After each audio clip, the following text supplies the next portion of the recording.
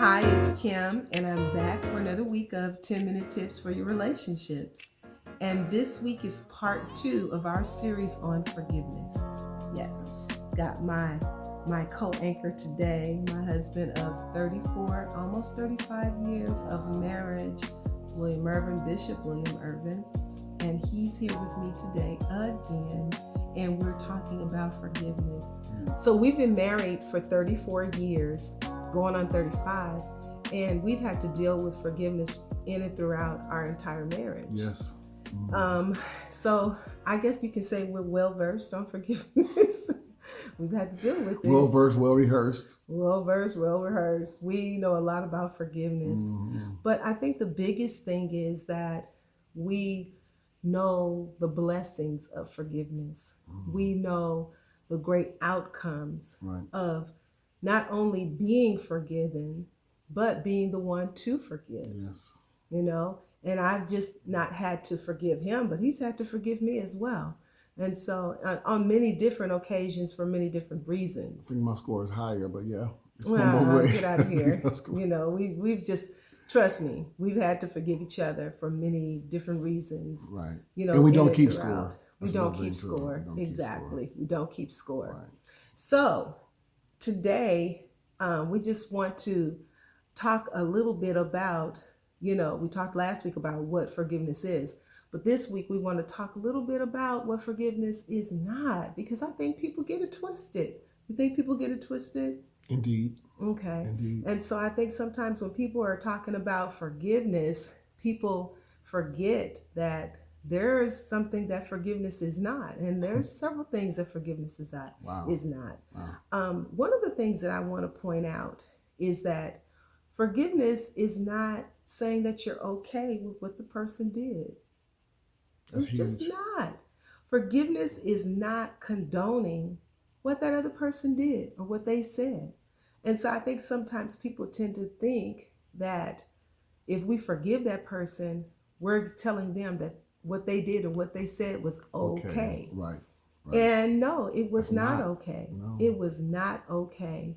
And sometimes you have to, tell the person who is your offender, I'm not saying what you did was okay, but I am saying that I do forgive you and I release you. I let you off the hook. Right. Okay. So then number 2, what forgiveness is not is forgetting. People tend to think, oh yeah, if you forgive, you have to forget. Well, first of all, our brains are not wired to forget, especially traumatic events. Events that, were troubling or serious. We're not necessarily wired to forget. Now, that might be a survival mechanism, okay, to forget. And some people suppress, different things that have happened to them, some traumatic events that have happened to them over the years, or something that happened to them, and maybe they suppress that information. But, just in relationships, we're not wired to say, okay, I forgive you and I forget, because you don't forget. True. Okay. You choose to not hold that thing against that person, but you don't forget it. Right. You don't forget it. And guess what? If we forgot everything, every offense that someone committed against us, then guess what? We would be walking into those same brick walls all the time. Like a dog biting you. Exactly. That dog bites. Dogs bite. Avoid that fence. Avoid that. Okay. Yeah. So, there's something to, not forgetting something that has happened, but choosing to let that person off the hook, choosing to say, you know what, you're human, you made a mistake. Right. Or maybe you did it purposely, maybe you did it on purpose, but I'm still going to let you go. I'm still going to forgive you for that. Okay. So, one of the other things is that forgiveness is not just automatically trusting that person again. Yeah. Just because you forgave a person, or you chose to forgive a person, or you choose to forgive a person, that doesn't mean you just automatically trust them again. And that's good information for that person to know, is that just because I have chosen to forgive, or have made a decision that I'm going to start forgiving you, because let me stop here and say this. Forgiving is not automatic, that it is a process, depending on what it is, right? So if it's something huge, then forgiving someone may take a process. It may take you to remind yourself that, you know what, I've made a decision to forgive that person. So I have to keep on working on that. Okay.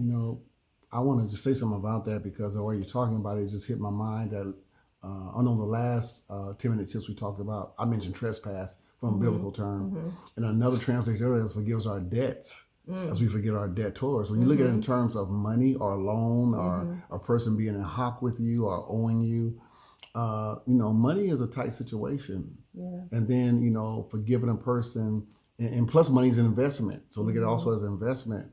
So I'm asking you to forgive me for something you may be, if you will, invested into or invested in me, or we have a certain relationship, we're invested to a certain point. Right. And it really becomes critical, because I'm saying, I'm just going to say, okay, you know what? You can have that $500. You can have that $1,200. You can have that $1,000. You can have that $1 million, whatever it is. But like you said, the sin, I think it comes in amounts too.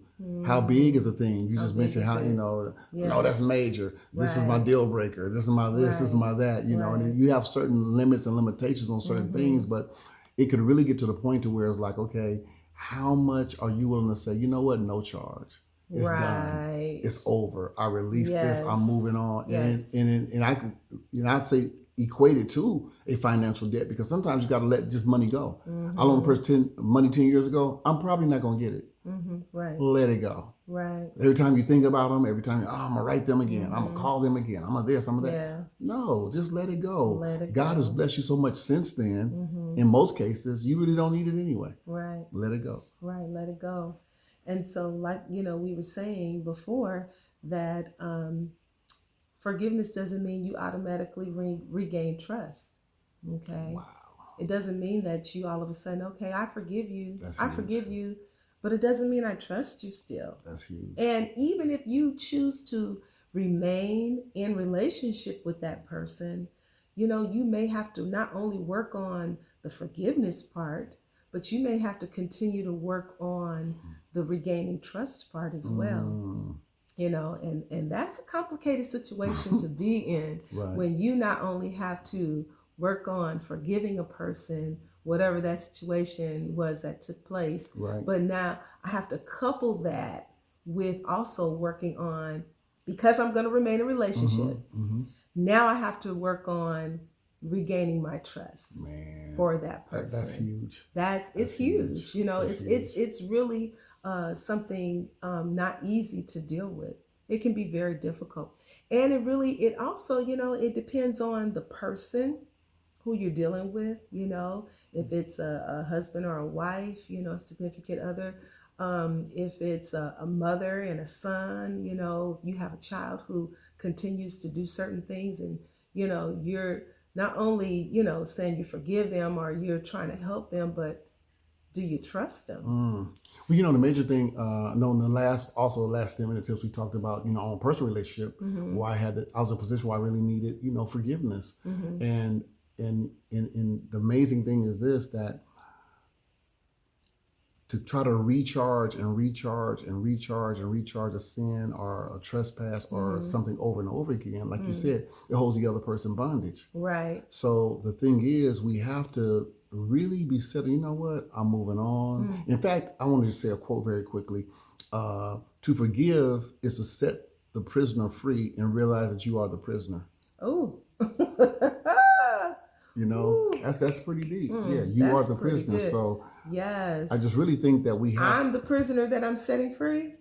Wow. You do forgiveness, you're actually setting yourself free. We talked about that last time, but it's just so true. It's like you think you're really setting the other person free, but you're actually setting yourself free. Of this whole indebted situation. And while you're waiting on this remuneration or something to be given back to you, it may not. Then to try to police that person, actually let it go. Let it go. When they become untrustworthy, like I said, trust is something you kind of put out there, but it's hard to regain that. Yeah. There are so many more things or reasons or factors that play into forgiveness. And we have other things that forgiveness is not, but we're out of time.